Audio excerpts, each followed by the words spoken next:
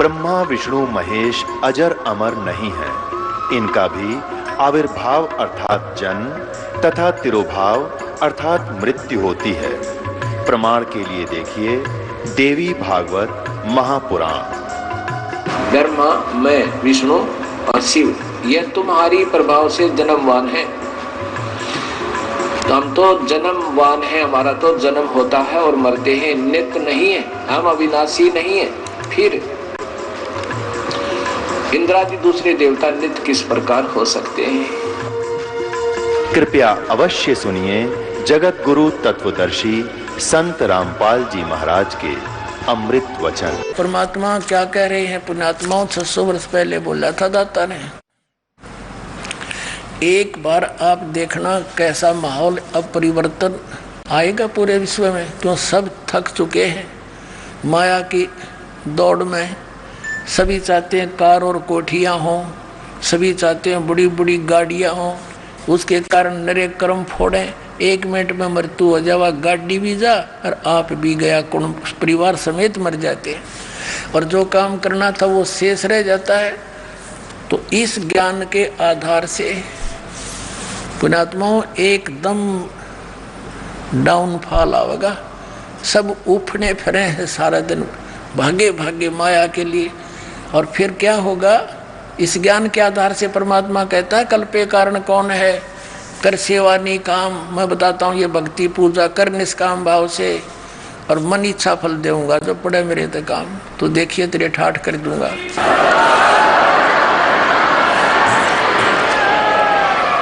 अब एक विचार करने की बात है। राजा लोग भी भगवान से आशा करते हैं, तो आप राजा से बड़े तो नहीं हो सकते, उससे धनी तो नहीं हो सकता जनसाधारण। तो हम और वो भी भगवान के से ही और अच्छी लाभ चाहता है। कोई संत साधु की शरण चाहता है और आपको पहले मिलन लग रहा है परमात्मा, तो आपके क्यों ना ठाठ कर देगा, समय पर वर्षा करा करेगा, हरे भरे सब कुछ कर देगा, थोड़े से कनक स्थान पर ज़्यादा उपज कर देगा, आपको संतुष्टि देगा, सब तरह से सुख देगा, शारीरिक स्वास्थ्य देगा। तो आपका सारी बरकत होगी। बीड़ी शराब मांस तम्बाकू हमारी छूट जाएंगी। हम एक ऐसा माहौल बनेगा। अब जैसे बेटी के ब्याह में, विवाह के अंदर हम कितना पैसा लगाते हैं, और जिसका 2 बेटियां होगी उतने सोच ले मर गया भाई, बता के ऊपर ब्याह होगा, क्योंकि उसके ऊपर इतना हमने बना लिया, प्रपंच बना रखा है। अब इस दास ने प्रार्थना की इन पुण्यात्माओं को, और इन पुण्यात्माओं को यह बात समझ में आ गई कि बेटी के ब्याह में ना 10 पैसे देने और ना अपने बेटे के ब्याह में लेने, क्योंकि हम एक दूसरे के कर्जवान बन जाते हैं और फिर उसी के लिए सारा जीवन लगे रहते हैं, मानसिक शांति नहीं। और फिर देखना बड़ी कोठी की हमने आवश्यकता नहीं, एक झोपड़ी गाल के भी गुजारा कर लेंगे परमात्मा पाने के लिए। हमारे खुद भगवान आकर एक झोपड़ी में आजीवन 120 वर्ष रहेगी, हमारे के बिजली पड़ेगी, हमने तो मोक्ष कराना है। फिर भी परमात्मा बड़े दयालु हैं। जैसे माता आपने देखी होगी, बच्चा सर्दियों के दिनों में पेशाब कर देता बिछौने पर, बिस्तर पर, बच्चे को तो सूखे में सुहागी और माँ आप लेट जाएगी उस बिस्तर, उस मूत के अंदर ठंड में, कि मेरे बच्चे को दुख ना हो। इसी प्रकार वो परमात्मा आप तो चाहे झोपड़ी बना हो पर आपको दुखी नहीं होने देगा, सत्कर मान लेना, सबसे अच्छा व्यवस्था देगा। अब आगे देखना। अब घर घर बोध विचार हो, दुर्मति दूर बहाए, कलयुग में एक हो के सब सोई बरतें सहज सुभाए। बड़े प्यार से रहा करेंगे। और कहा उग्र कहा शूद्र हो, कहा उग्र कहा शूद्र। उग्र माने डाकू बदमाश चोर हाहाकार करने वाले, और शूद्र माने गरीब आदमी हो। हर सब की भव भीड़, यानी हवे हो सबकी भव भीड़, यानी एक जगह आकर सब मिलकर प्यार से रहा करेंगे। और सो समान समदृष्टि है वो समरथ सत कबीर। जो इस पंथ का मुखिया होगा वो समरथ सत कबीर की शक्ति युक्त होगा और सब पर समान दृष्टि रखेगा, वो समरथ सत कबीर ही समझो। बोलो सतगुरुदेव।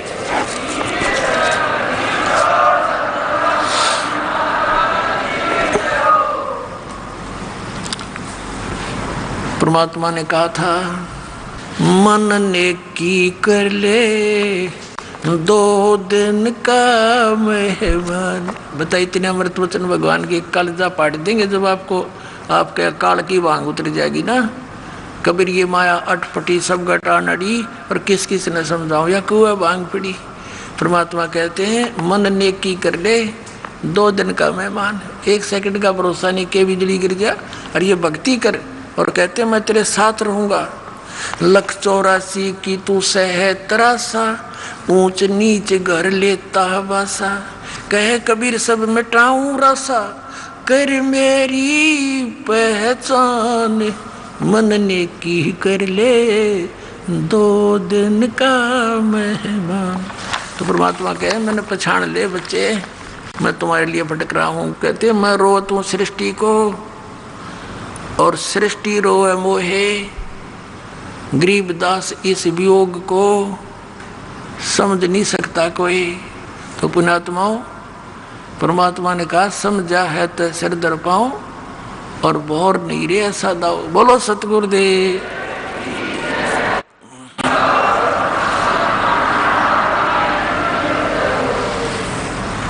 परम पिता परमात्मा पूर्ण ब्रह्म सारी सृष्टि के रचनहार कबीर देव, कबीर साहिब, कबीर भगवान, अल्लाहू अकबर, इस परम पिता की असीम कृपा से आप जी सत्संग सुनने के लिए उपस्थित हुए। बहुत ही पुण्यकर्मी प्राणी को मानव शरीर प्राप्त होता है। उससे भी पुण्यकर्मी वो प्राणी है जो सत्संग प्राप्त करते हैं, सत्संग में आते हैं। पुण्यात्माओं जब तक हम सत्संग नहीं सुनते तब तक हम अपने परंपरागत कर्मों को अंतिम मानकर उसी पर आरूढ़ होते हैं। वहीं तक हमारी बुद्धि सीमित होती है क्योंकि हम अपने बैकग्राउंड में झांकते रहते हैं। हमारे दादा परदादा भी ऐसे ही करते थे।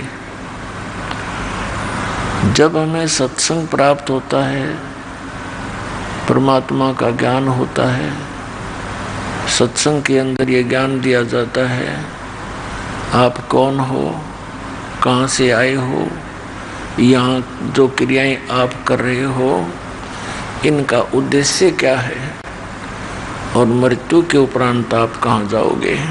पुण्यात्माओं जब तक हमें ये ज्ञान नहीं होगा कि इस मनुष्य जीवन का उद्देश्य क्या है,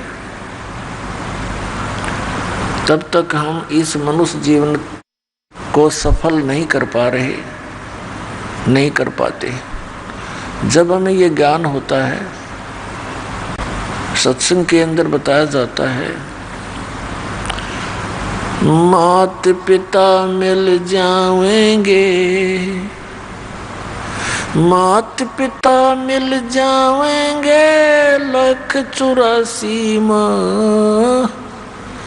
सतगुरु सेवा और बंदगी भाई फेर मिलन की ना।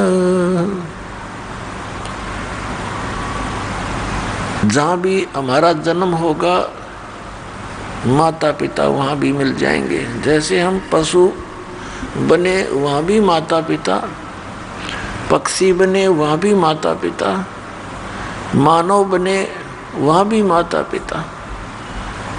ये तो आपको मिलते रहेंगे, लेकिन सतगुरु सेवा और ये भक्ति कहते फेर मिलन की ना।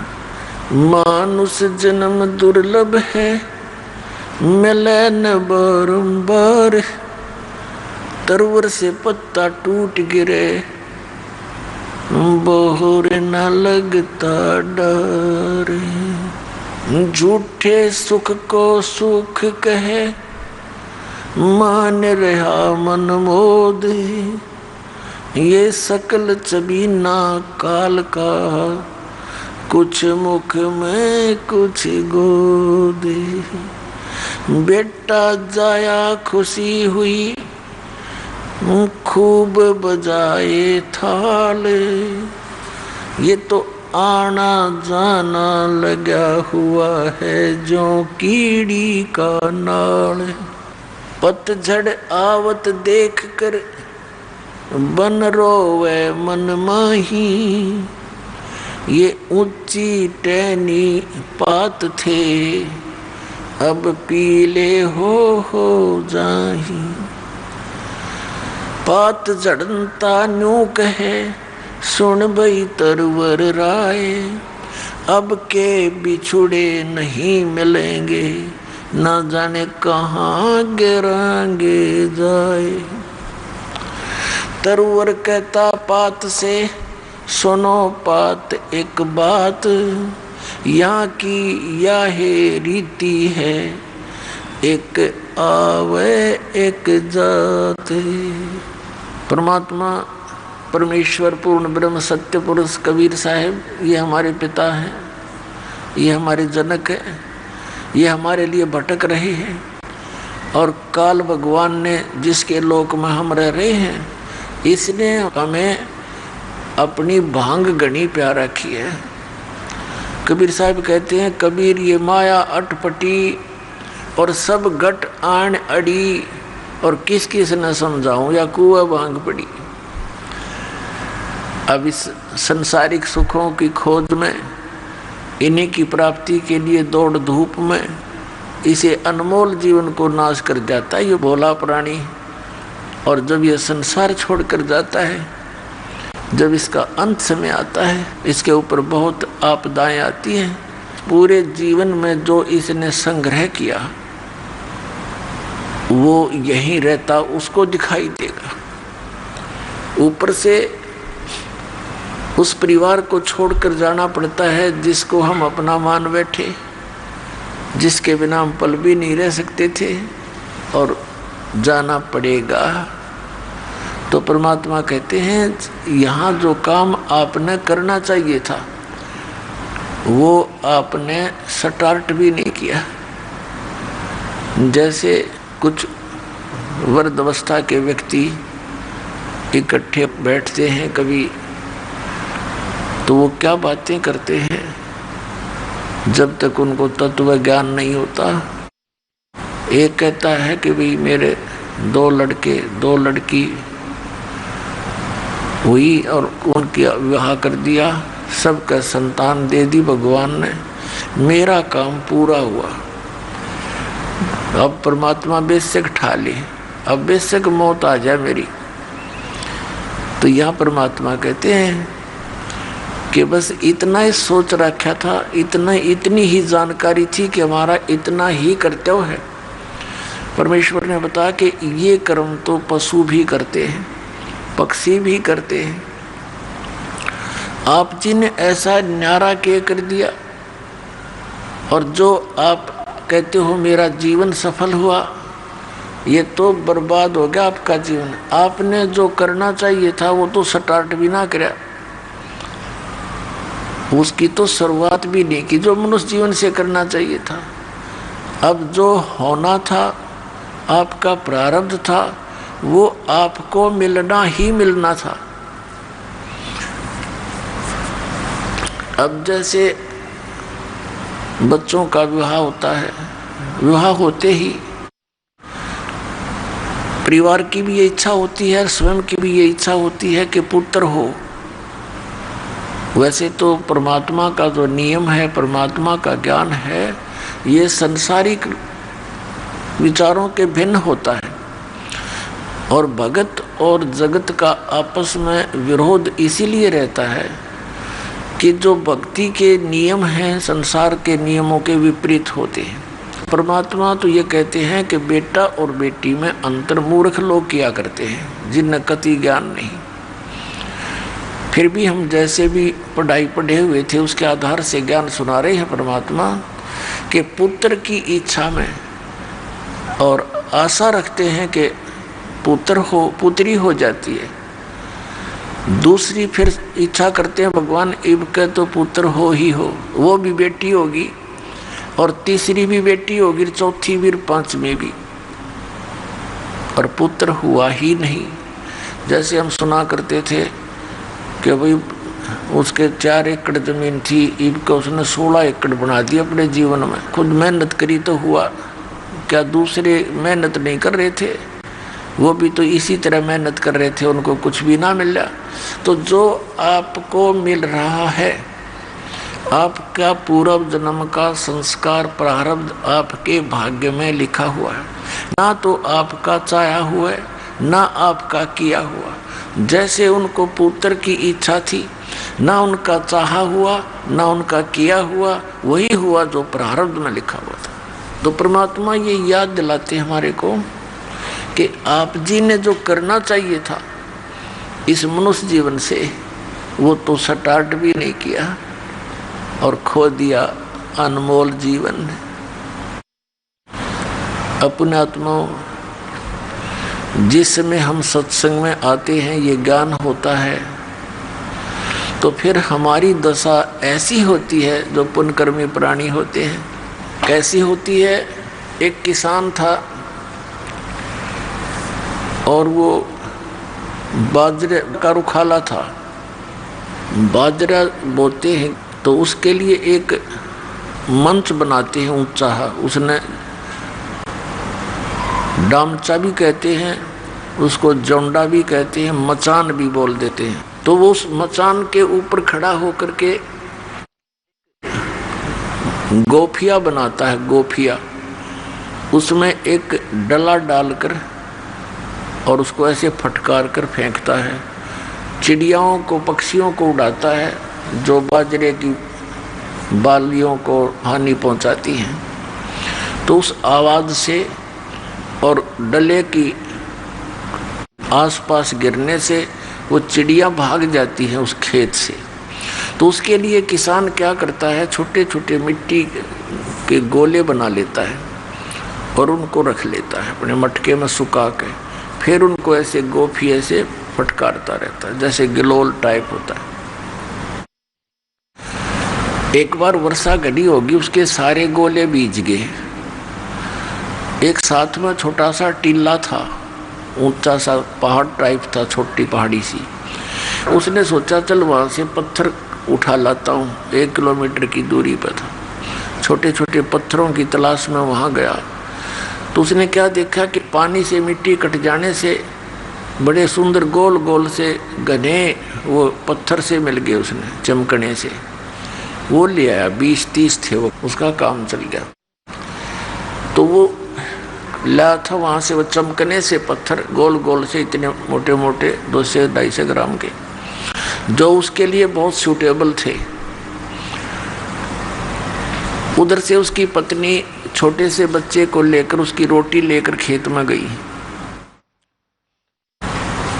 तो क्या किया, बच्चे ने वो पत्थर उठा लिया एक, जो चिकना चमकना सा था, वो खेलता खेलता उठा लिया। और उसकी पत्नी घर आ गई, उसको खाना खिलाकर बच्चे को ले आई। बच्चा उसको हाथ में लिया। अब उसकी पत्नी ने कुछ सामान लाना था, उसने सोचा ये पत्थर है और दुकानदार को दे देती हूँ, और नहीं तो इसका कोई बट्टा बना लेगा अपना बाट। उस पत्थर को लेकर वो सेठ के पास गई गांव में। उससे कहने लगी, जी ये आपका कोई काम आवे तो ये देख लो, कुछ मुझे इसका बदले में दे दो, जो दे सकते हो, नमक मिर्च कुछ दे सकते हो तो आपका ये काम आ जाएगा, बट्टा बना लो।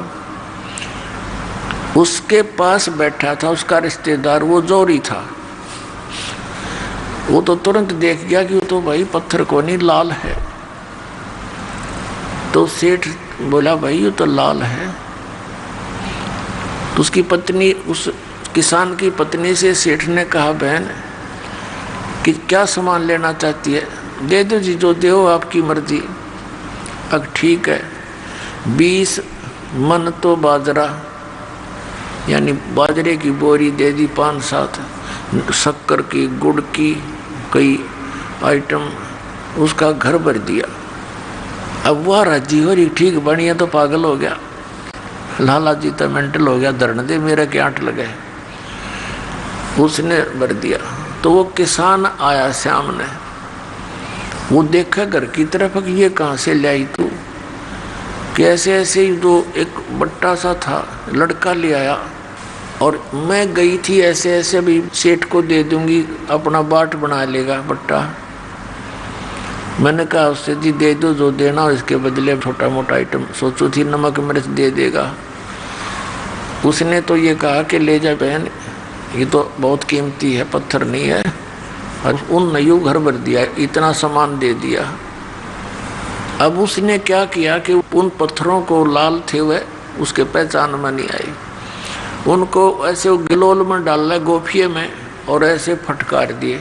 साथ में नदी थी, दरिया बह रही थी। अब उस सारे के सारे उस दरिया में पड़ गए वो। उसका तो अपना मतलब था कि इतने बड़े पत्थर हैं लेकिन चिड़िया उड़ जाओ। वो कहने लगा रे तेरा गजब भैया, ये तो मेरे पास तो 30-40 थे और एक की ही इतनी कीमत, मैंने तो वो सारा नाश कर दिया, बर्बाद कर दिए वो कीमती बिना ज्ञान। तो पुण्यात्माओं, इस मनुष्य जीवन के जो श्वास हैं आपके, ये इतने कीमती हैं जिनको बगैर ज्ञान के, बगैर सत्संग के हम ऐसे उस भोले किसान की तरह इसका नाश कर रहे हैं। और जिसमें आपकी आत्मा के अंदर ये तत्व ज्ञान समावेगा, आपके पीछे गया हुआ जीवन घना याद आवेगा। पछताया करोगे, बैठ कर रोया करोगे कोन में, ये क्या करे हमने सारे जीवन में, डले डोए। पुण्यात्माओं, मनुष्य जीवन 2 प्रकार से प्राप्त होता है। एक तो एक विधान बनाया है कबीर भगवान ने इस काल के लिए, क्योंकि विधान बनाकर भी काल ने इसको दिया, नहीं तो ये हमारी घनी दुरुक्ति कर देता। और कई भक्त मन में शंका लाते हैं, जैसे सृष्टि रचना के अंदर बताया गया है कि इस काल ने गलती कर दी थी ब्रह्म ने, जिसके लोक में हम रह रहे हैं, और इसने दुर्गा के साथ दुर्व्यवहार करना चाहा था और दुर्गा ने इसके पेट में शरण ली थी। तो परमात्मा ने इसके पेट से दुर्गा देवी को निकालकर इसको श्राप दे दिया था कि तू, श्राप समझो कि ऐसी गलती वहाँ करने वाले को एक रोग लग जाता है ऑटोमेटिकली, जैसे कोई अखाद्य वस्तु खा लेता है तो वो अपना अफेक्ट करती ही करती है, शरीर में फोड़े बन जाते हैं या कोई और हानि हो जाती है। ऐसे इसने वहाँ जो गलती की, उस गलती के कारण इसको एक रोग लग गया कि उस परमात्मा ने विधान बना रखा था कि ऐसी गलती करेगा उसको ऐसी सजा मिलेगी, 1 लाख मानव शरीरधारी प्राणियों का नित आहार करने का और 1.25 लाख की उत्पत्ति करने का। और परमात्मा ने इसको ये सजा दे दी। कई भक्त ये सोचते हैं कि परमात्मा ने सजा नहीं देनी चाहिए थी इसको, ये मनुष्य जीवन के आहार करने की। तो पुण्यात्माओं, वो जानी जान है परमात्मा के विधान में, परमात्मा की क्रिया में। यदि हम कोई त्रुटि निकालते हैं तो हम अनजान ही हैं। परमात्मा जो करता है वो कभी गलत नहीं कर सकता। यदि इसको ये 1 लाख मानव शरीरधारी खाने की ना सजा मिली होती तो ये हमें एक भी मनुष्य जीवन नहीं देता। आप देख रहे हो 83 लाख प्रकार की अन्य प्राणियों में ठोक रखी है जीव सारे, और ये भी ना देता यो, क्योंकि मनुष्य जीवन आपको अवश्य मिलेगा। मालिक ने ऐसी विधान बना दिया, और मनुष्य जीवन मिलेगा तो परमात्मा आकर आपको अपने निज घर का स्थान का ज्ञान भी करा सकते हैं, भक्ति देकर के आपको वापस भी ले जा सकते हैं। परमात्मा ने विधान बना रखा है इसके लिए, इसकी मजबूरी होगी या एक मनुष्य जीवन हमें देने की इसकी व्यवस्था बन गई, इसलिए ये हमें एक मनुष्य जीवन अवश्य देता है। चाहे कितना ही निकम्मा और पापी व्यक्ति हो, मनुष्य जीवन उसको एक अवश्य मिलेगा। कब? अब जैसे दास जो बताना जा रहा है, 2 प्रकार से मानव शरीर प्राप्त होते हैं। एक तो टर्न वाइज एक विधान बना कर दे दिया, पर इसकी मजबूरी बन गई है कि टर्न वाइज यानी 83 लाख योनियों के इन सब कष्टों को भोग कर, अपने सब पाप कर्मों का दंड भोग कर इस प्राणी को एक मानव शरीर मिलता ही मिलता है। वो कितने वर्षों के बाद मिले, लाख वर्ष के बाद मिले, 1000 वर्ष के बाद मिले, वो उसके संस्कारों और पुण्य पापों पर निर्भर है। और दूसरी प्रकार से मनुष्य जीवन मिलता है पिछले पुण्य संस्कारों से। जैसे पीछे भी मनुष्य थे और आगे भी मनुष्य ही बन जाते हैं। वो पिछले पुण्यों के कारण उनको मनुष्य शरीर लगातार कई भी मिल जाते हैं। जैसे कथा आती है, धृतराष्ट्र जी अंधे थे, उसने भगवान श्री कृष्ण से कहा कि हे भगवान, मुझे अपने 100 वर्षों की तो पिछले जन्मों की याद है कि मैंने ऐसा कोई पाप नहीं किया जिससे मेरी आंखें फूटें, अंधा हूँ। तब श्री कृष्ण ने कहा कि भाई कौन से 100 जन्मों में ही काम पूरा हो गया, और पीछे देख, तुझे नहीं दिखता तो मैं दिखाता हूँ। अपनी शक्ति से उनको दिव्य दृष्टि दी। और 101वां जन्म उससे पहले का वो क्या कर रहा है कि बैठा बैठा, ये टिड्डी होती है, एक टिड्डी विवश हुई पड़ी थी और उसकी आंखें फोड़ रहा था बबूल के कांटों से, और ऐसे उसकी आंख में ठोक रहा था वो कांटा और निकाल रहा था और खुश हो रहा था, और फिर दोबारा ठोक रहा था, फिर खुश हो रहा था, फिर दूसरी में भी ऐसे, और फिर वो टक्कर मार मार कर उड़ रही थी। जब खुश हो रहा था देख रहा था, कहने लगा देखिए फोड़ रखे कर्म तने। तो पुण्यात्माओं, इस प्रकार हमारे बहुत कर्म बिगड़े हुए हैं।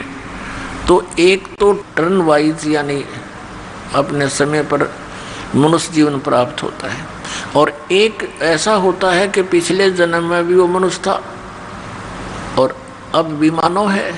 तो जो ऐसा जिसका जन्म है, पीछे भी मनुष्य था और हो सकता है उससे पीछे भी मनुष्य हो, 10-20 लगातार भी मनुष्य जीवन मिल सकते हैं पुण्यों से। लेकिन जब तक परम संत नहीं मिलेगा, वह पिछली बैटरी डाउन होएगी। वह एक जन्म में भी हो सका है, 2 में भी, 3 में भी, 4 भी प्राप्त कर सकता है, और फिर इकट्ठा एक कैर तोड़ देगा। ये काल उसके ऊपर 84 लाख योनियों में डाल देता है, यदि मनुष्य जीवन के अंदर उसको कोई सत मार्गदर्शक संत नहीं मिलता है। तो पुण्यात्माओं, जिनको पिछले मनुष्य जीवन से ही आगे मनुष्य जीवन प्राप्त हुआ है, तो वो प्राणी परमात्मा की तरफ में बचपन से ही लग जाते हैं। वो भिन्न बात है कि वो कैसी साधना करते हैं। जैसे भी मजहब धर्म में वो जन्म लेता है, तो वो आत्मा भगवान की भक्ति बिन रह नहीं सकता, वो पिछले पुण्यकर्मी प्राणी है। तो वो तो अवश्य कहीं ना कहीं कोई भक्ति कर रहा है, वो रुक नहीं सकता। वो दूसरी बात है कि उसको कैसी साधना प्राप्त है और वो लाभदायक है या हानिकारक, वो तो फिर संत बताया करें। फिर भी वो पुण्यकर्मी प्राणी जैसे इन संतों के पास गए हुए हैं, ये राधा स्वामी पंथ, ये जय गुरुदेव पंथ, सच्चा सौदा सिरसा पंथ, और जगमाल वाली जनोद वाला ये ताराचंद पंथ, और ये सारा जो है व्यास वाला, और ये सुधांशु जी, और ये सतपाल वाले, ये बाल योगेश्वर, या साराम, देख कितने जीवों को अपने पीछे लगाए हुए हैं। ये वो पुण्यकर्मी प्राणी हैं जो मनुष्य जीवन से ही मनुष्य जीवन प्राप्त है, और ये पुण्यात्मा परमात्मा के बिना रह नहीं सकते। चाहे इन्होंने रखना पड़ा मंगलवार का व्रत और बांटनी पड़ा बूंदी, ये नहीं कुछ कर लेंगे, इतनी संतुष्टि नहीं होती। तो बगैर ज्ञान के, बगैर बिना किसी संत के ये साधना भी व्यर्थ है। गीता जी अध्याय नंबर 16 के श्लोक नंबर 23 और 24 में कहा कि अर्जुन, शास्त्र विधि को त्याग कर जो मनमाना आचरण करते हैं, मनमानी पूजाएं करते हैं, उनको न तो सुख होता है, न उनको कोई सिद्धि होती है, और न ही उनकी कोई मोक्ष प्राप्त होता है, गति होती है। तो यूजलेस इसलिए कहा कि अर्जुन, इससे तेरे लिए कर्तव्य और अकर्तव्य की व्यवस्था में, यानी कौन से काम भक्ति के करने चाहिए, कौन से ना करने चाहिए, शास्त्र ही प्रमाण है।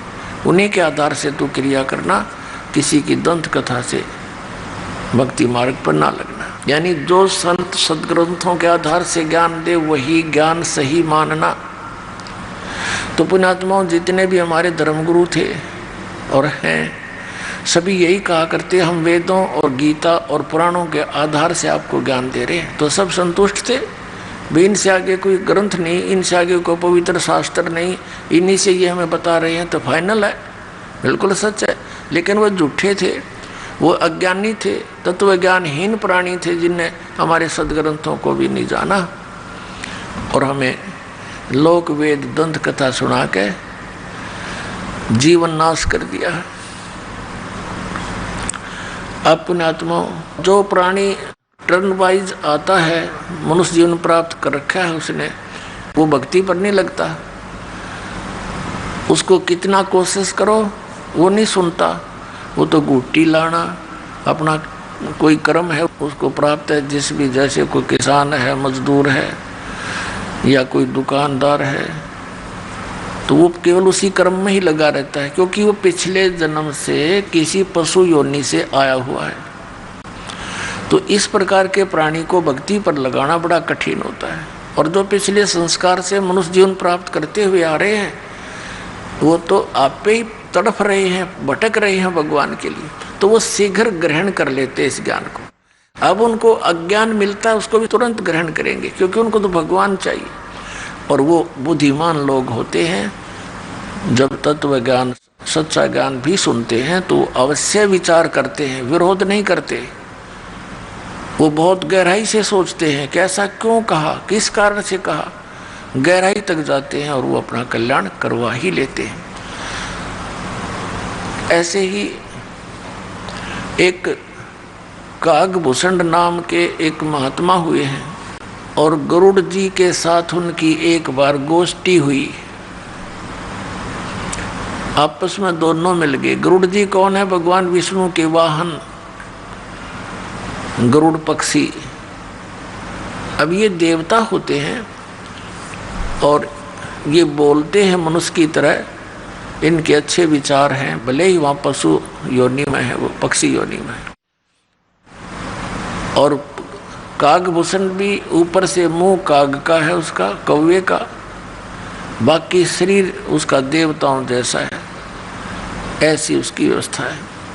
तो जब वो अपनी कथा सुनाता है, गरुड़ जी ने पूछा, हे कागभूषण, आप के पास बैठने से मुझे बड़ी शांति होती है और आप परमात्मा के भजन में दिन रात लगे रहते हो।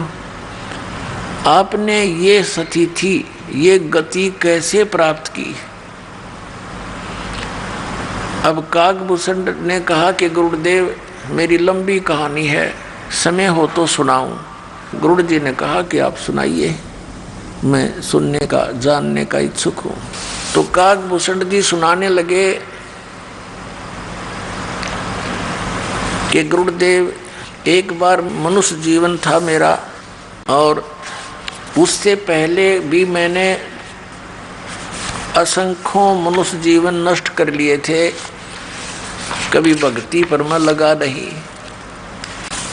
एक समय क्या हुआ कि हम 2 बहन 2 भाई थे,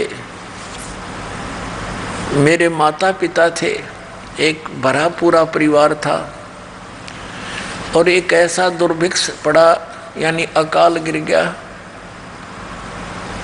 वर्षा हुई नहीं, अन्न का अभाव हुआ, पत्ते भी, वृक्ष भी सूखने लगे। तो ऐसा भयंकर स्थिति आ गई कि मनुष्य को मनुष्य खाने लग गया।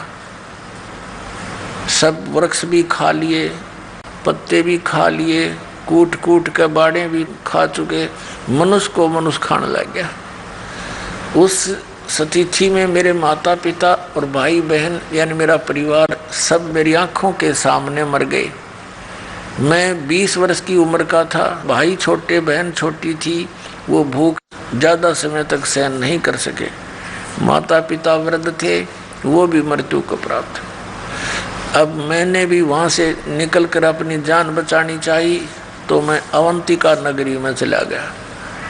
वहाँ पर अकाल नहीं था, वहाँ पर मेरी जान बची, भोजन खाया, लेकिन मेरे माता पिता, मेरे भाई बहन मेरी आंखों के सामने तड़प तड़प कर रो रो कर मरे थे भूखे। उस सचीची से मैं बहुत दुखी था और ये सोचा करता था, हे परमात्मा ये क्या जीवन हुआ।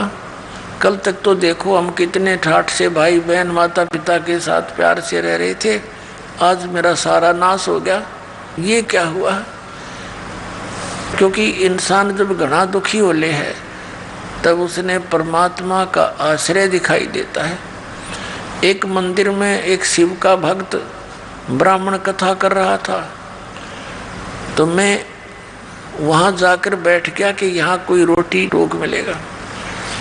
ब्राह्मण कथा कर रहा था, सभी उठकर चले गए, मैं बैठा रह गया। ब्राह्मण ने पूछा कि आप कैसे बैठे हो बेटा। मेरी आंखों से आंसू गिरने लगे। ब्राह्मण बड़ा दयालु था, उसने कहा क्यों रो रहा है बेटा, बता अपना दुख बता। मैंने सारी कहानी बताई ब्राह्मण को। उसने कहा बेटा तू मेरे पुत्रवत है, मेरे पास रहे, इस मंदिर में सेवा कर, रोटी खा, चिंता ना कर बेटा। यहाँ तो पता नहीं क्या क्या आपदाएं मनुष्यों पर आती हैं, और तुम्हारा संस्कार था, उनका इतना ही समय था, तो काफी संतुष्ट मुझे किया, मैं वहाँ रहने लग गया। अब वो विपर प्रतिदिन कथा करे भगवान की और मुझे कहे बेटा दीक्षा ले ले, भक्ति कर ले, और मेरे मन में कति इच्छा नहीं हो नाम लेने की, मैं टाल मटोड़ कर दूं जी फिर देखूंगा।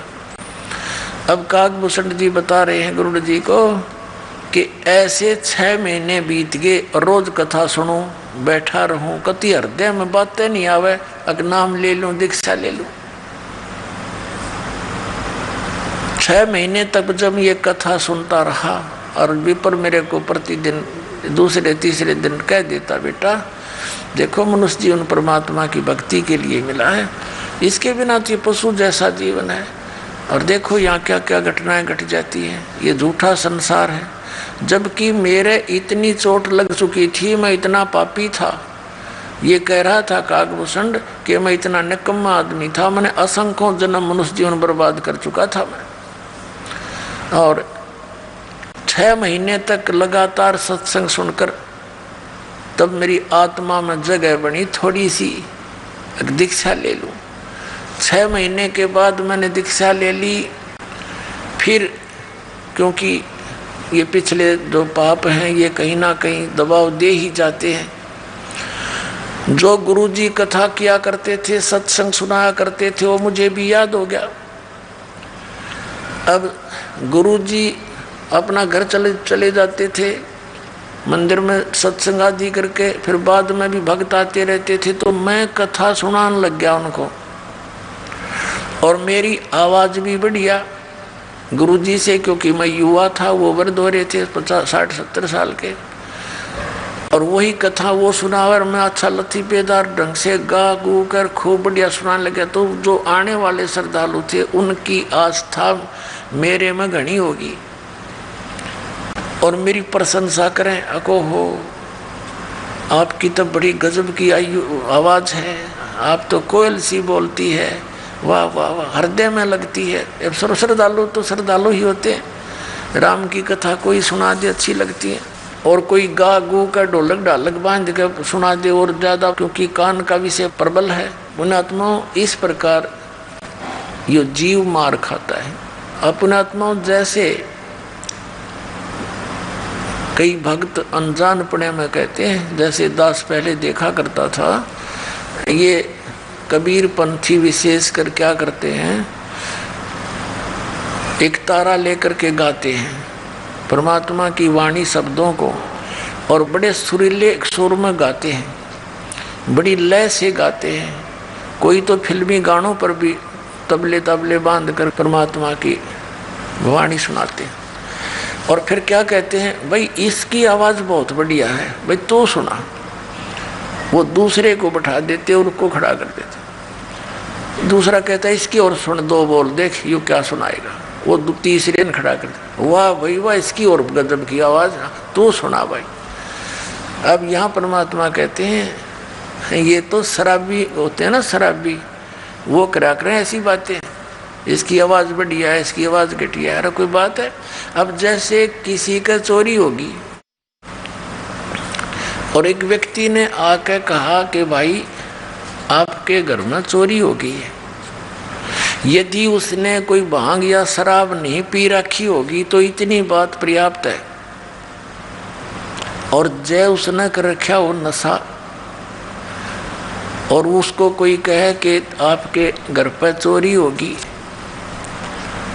और वो नो कहे चोरी होगी भाई आपके, अब वो न्यू कहे न्यू नहीं गा के सुना, वो कितना अच्छा लगेगा, आपके चोरी हो गई। ये बात तो उसे कहता ही अच्छा ना लगा आदमी, और वो नो कहा हाँ वाह वाह वाह, इसलिए सही बताई। दूसरा और ऐसे को शराबी ये गा सके, शराबी ये बातें कह सकता है, तो दूसरा शराबी फिर और अच्छी तरह लय से गाता है, आपके चोरी हो गई, और वाह वाह वाह क्या बात, इसने सही बताई।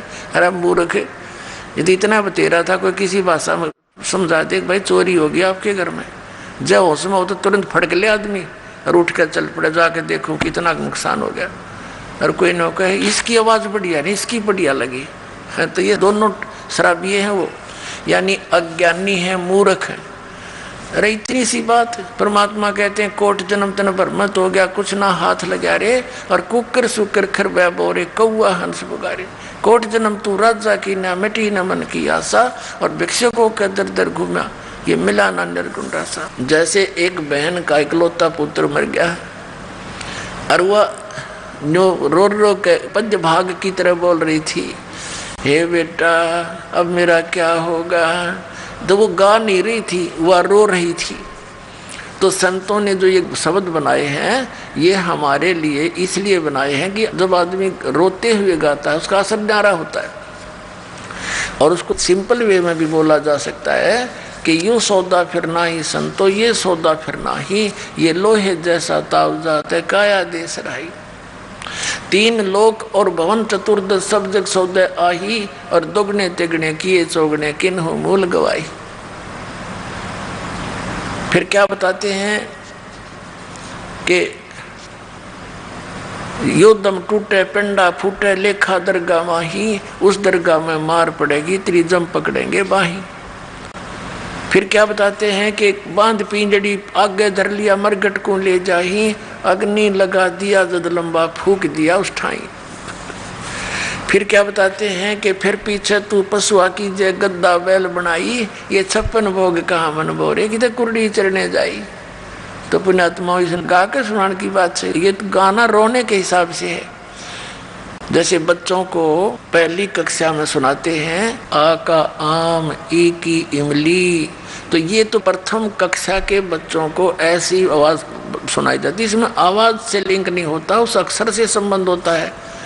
आ से आम, आम कैसा होता है, वो आ अक्षर कैसा है। तो ये व्यवस्था जो गाने में स्वर ने देख करके जो करते हैं, तो वो मूर्ख और भोली आत्मा होती है जिन्हें पता नहीं अध्यात्म मार्ग का। तो क्या बताया कि नर से तू पशुआ कीजिए और गद्दा बैल बनाई, ये 56 भोग कहाँ मन बोरे कि तो कुर्डी चढ़ने जाई।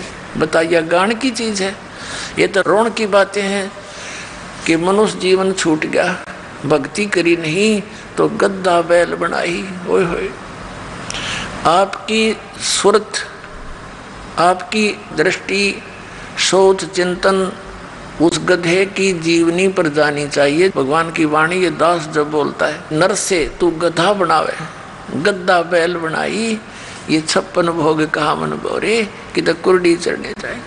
आज आप देख कितना सुंदर पवित्र आहार करते हो, हैं? रोटी, हलवा, खीर, पूरी, प्यास लगे जब जल पी लें, भूख लगे रोटी खावें, जब भी इच्छा हो जाती है तो कहते हैं परमात्मा ने ये सुविधा आपको इसलिए दी है कि आप भक्ति करो परमात्मा की। और उसको ना करके फिर क्या होगा, पीछे तू गद्दा बैल बनाई और ये 56 भोग कहा मन बोरे तू कुर्डी चढ़ने जाए, तो ये स्थिति हो जाएगी। तो पुण्यात्मा, अब काग बुसड के साथ ये ऐसी ही घटना घटी। 4 बातें सीख के गाना सीख लिया और उसके प्रशंसक हो गए कई, जैसे श्रोता आते थे, उसके अंदर अभिमान भर गया। गुरु जी को बता रहा काकभूषण कि एक दिन मैं बैठा था, आसपास मेरे वो भगत प्रशंसक विराजमान थे। गुरु जी आए मंदिर के अंदर भगवान शिव की पूजा करने के लिए, तो मैंने बैठे बैठे प्रणाम कर लिया, उठा नहीं, मैं उठ के उनका सत्कार नहीं किया गुरु जी का, जो एक नियम होता है। और मैंने सोचा मेरी बेइज्जती हो जाएगी, मेरे चेले बैठे हैं आसपास ही, तो खड़ा होऊंगा, तो मैंने अपने आप मैंने सोच लिया, अभिमान हो गया। तो गुरु जी ने तो इस तरफ ध्यान नहीं दिया, क्योंकि उनकी तो धुन थी अपनी पूजा करूं जाके। वो तो मंदिर में भगवान शिव के जो मूर्ति थी वहाँ बैठ के भक्ति करने गया। अपनात्मा जो दास कथा सुनाना जा रहा है, ये ना समझना कि ये मंदिर की पूजा से उस पुजारी को, पंडित को कोई उपलब्धि थी।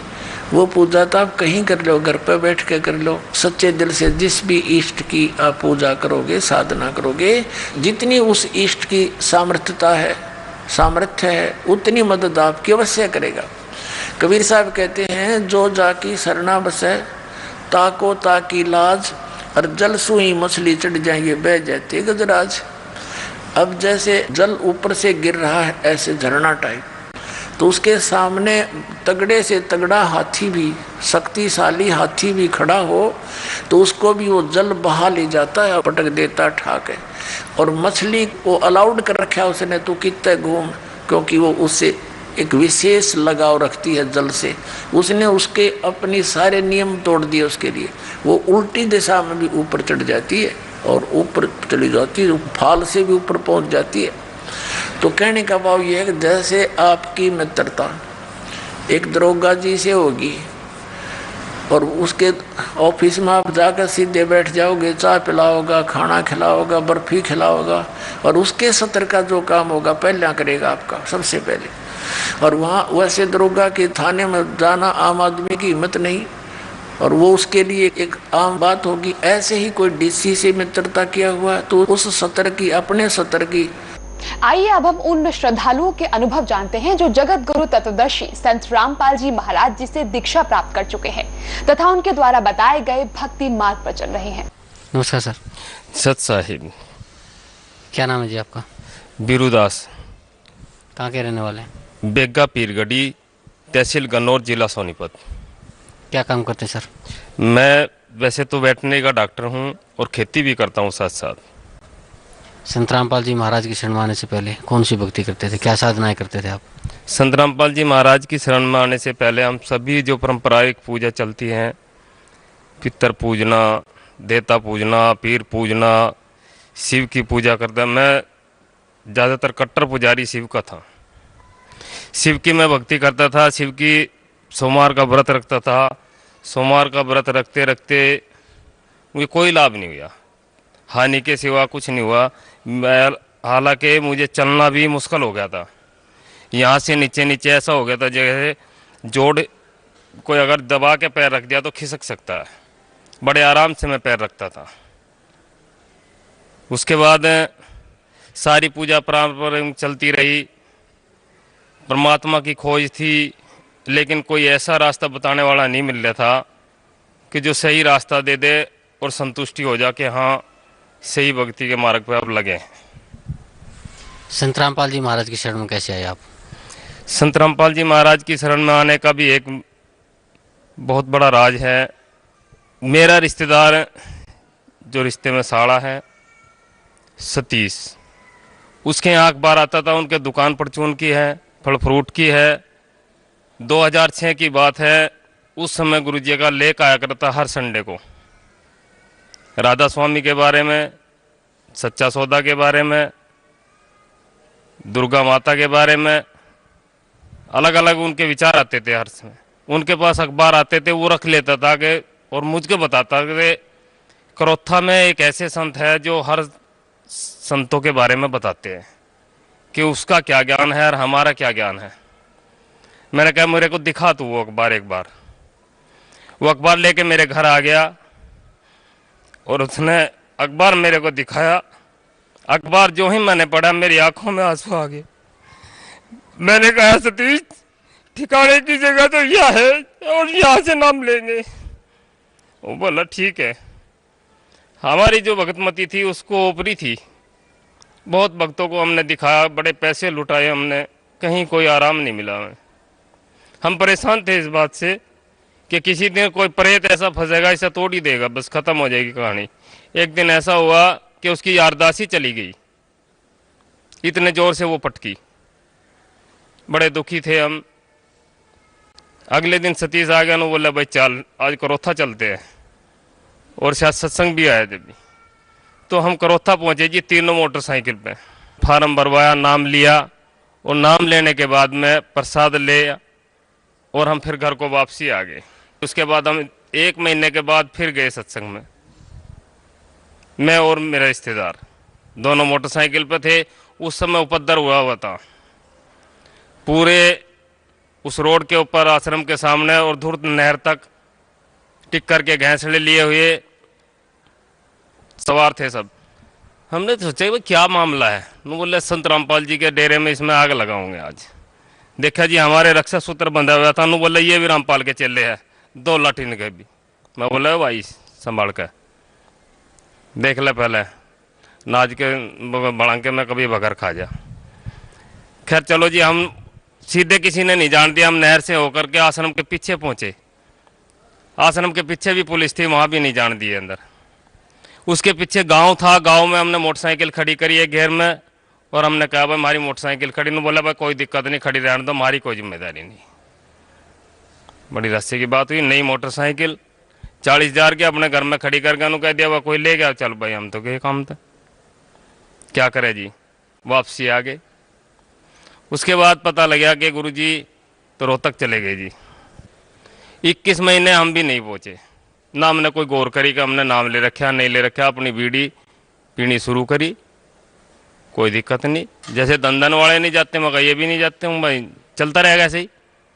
उस बीच में हमारे साथ क्या गुजरी, सतीश जो हमारा रिश्तेदार, उसका एक हिस्सा बिल्कुल पतला पड़ गया, एक आंख बैठ गई।